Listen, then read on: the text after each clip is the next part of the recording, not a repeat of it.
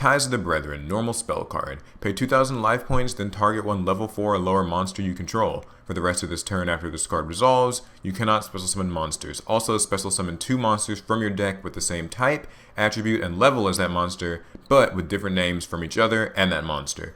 You can't conduct your battle phase the turn you activate this card. So, this card is really interesting. There are a lot of decks that can use it, but it hasn't really gotten a load of attention. In this video, though, I'm going to give you 5 interesting deck ideas that I think this card could totally work in. Let's get started.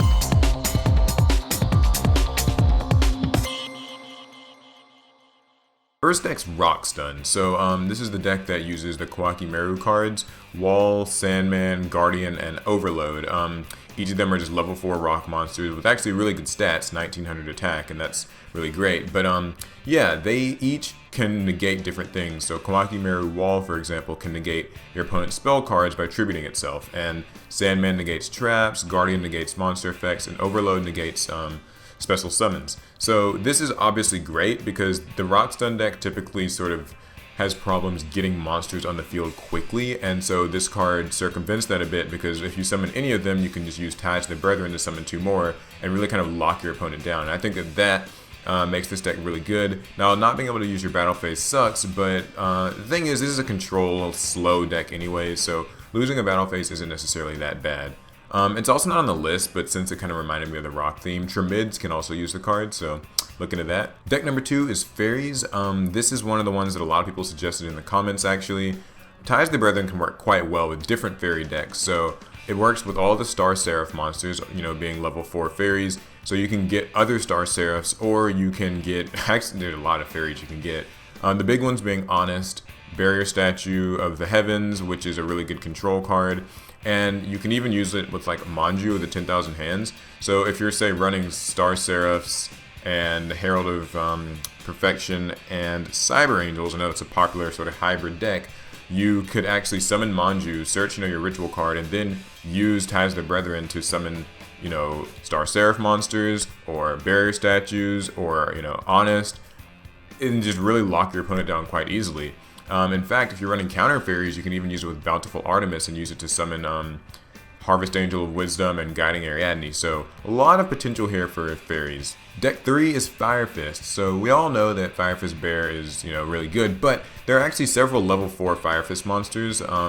Gorilla is the one that can pop spell and traps instead of monsters like Bear does. And there's also Dragon, Caribou, and Boar. Caribou and Boar being like not as popular picks, but I mean they can kind of do something. Caribou, I think, is like the floater, and Boar does something else. But yeah, Firefist are great because, first of all, they've already kind of been a relevant meta deck for a while. Like, you know, not right now, but they have been. So they can actually do a lot of strategies, and this kind of speeds them up a bit. Not being able to use your battle phase does suck a bit for Bear and Gorilla, though. But still, quickly getting Firefist monsters out and having Fire Formations out is a really big deal. So I think that this is one of those cards that could give this deck just a little bit of a new breath of life. Deck 4 is Boujins. The Beast Warrior Bouton monsters, Yamato, Mikazuchi, Arasuda, and Hirume, although there's like an asterisk by her. All of them can actually be summoned with this card, except for Hirume. Hirume it's a level 4, you know, light like Beast Warrior, but it can't be special summoned except like by its own effect first. So if it's out, you can use Ties of the Brethren with it to summon any of the others, but it can't be summoned with Ties of the Brethren, if that makes sense.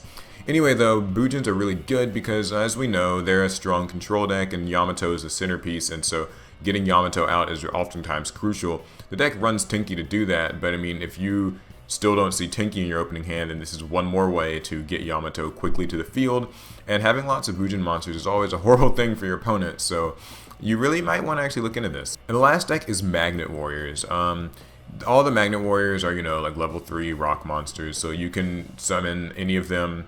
The new ones, I'm talking about the retrains, not the old ones. The old ones are like, I mean, I don't really think too many people use that except as a crutch thing. But yeah, all the new ones, you can get their effects actually when they're special summoned as well, so it kind of reminds you of things like gadgets. And so yeah, this just makes getting them out really simple. And, you know, since we're mentioning Magnet Warriors, sure, I'll go ahead and mention ABC. Why not? Technically, you could use this card in ABCs, although I don't think many ABC players are really all that keen to use it. And just as some quick honorable mentions, honestly, this card can work well in a lot of stuff.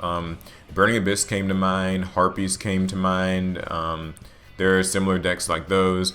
Also, another like weird obscure interaction is Lightning Rod Lord, Thunder King Ryo, and Dinko Sekka. Now Dinko Sekka can't be special summoned, but if you have a Dinko Sekka on the field, you can target with Ties of the Brethren and summon Thunder King Ryo and Lightning Rod Lord. And the three of them together, while not necessarily like a deck, right? But the three of them together in the field actually can sort of lock your opponent down, not being able to use spells in the main phase 1 and kind of not being able to like set stuff and use that, and Thunder King stopping searching. So it's not a deck idea, but it could be like an interesting sort of tech engine weird thing. So that concludes the 5 decks that I think Ties of the Brethren could work really quite well in. It's a cool card, and it's not terribly tough to get a hold of. It only is worth a couple of bucks, so it's really easy to just order it or trade for it.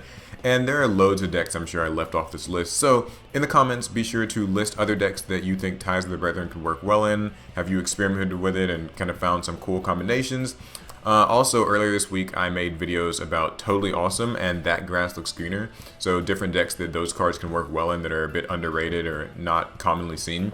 So be sure to check those out. I'll have links to them in the video. That's going to be it. So if you liked the video, give it a thumbs up. If you loved it, subscribe for more. And follow me on social media. I think that's going to be it. I'll see you guys soon.